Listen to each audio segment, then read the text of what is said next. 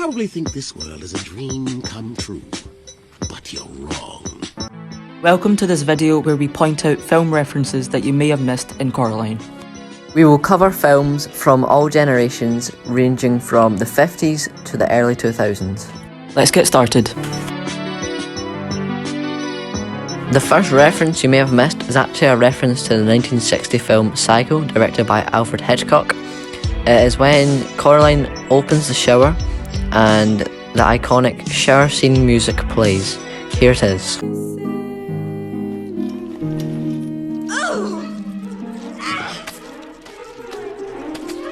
And now compared to the original scene.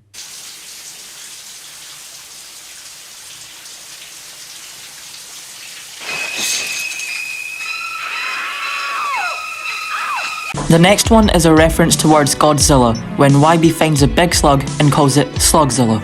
Roll the clip. Dang! Check out Slugzilla! Here's the actual clip from the 1954 film Godzilla.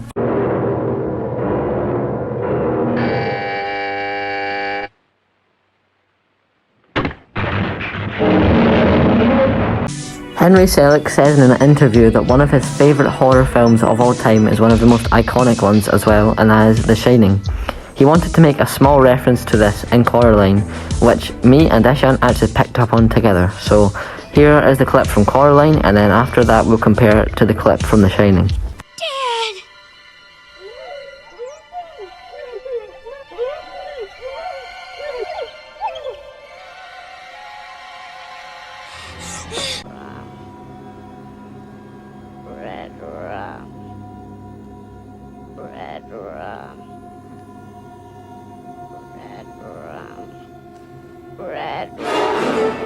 The reference here is a blink and you'll miss it one, but if you're a true Shining fan then you will have picked up on this backwards writing reference.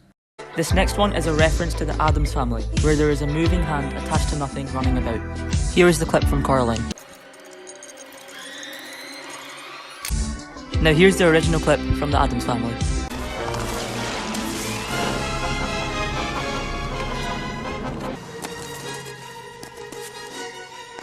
That can also be cross-referenced to A Nightmare on Elm Street and Edward Scissorhands, with the hand being a claw. The next reference is towards a film from 1930 directed by Louis Buñuel called L'Âge d'Or, where they say that giraffes don't just fall from a ceiling, and then they actually do. This happens in Coraline.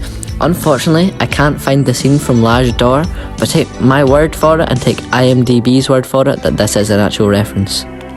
I have successfully found the clip from Coraline, so here's that. I see a very peculiar hand. I see a giraffe. Giraffes don't just fall from the sky, Miriam. Oh, no. Here's a fun little reference that we actually spotted ourselves, where you can see Mr. Bean's wallpaper in the other mother's kitchen. If you look closely, you can actually see that it's the same wallpaper as Mr. Bean's. Just listen to that nostalgia. Oh. Now we're moving on from films referenced in Coraline to things that have referenced Coraline. Starting off with a banger, a very popular TV show, The Simpsons. Here's The Simpsons recreating the scene where Coraline would go through the tunnel to get to the other world. You may notice that the cat is actually with her, and the cat does resemble the cat from Coraline.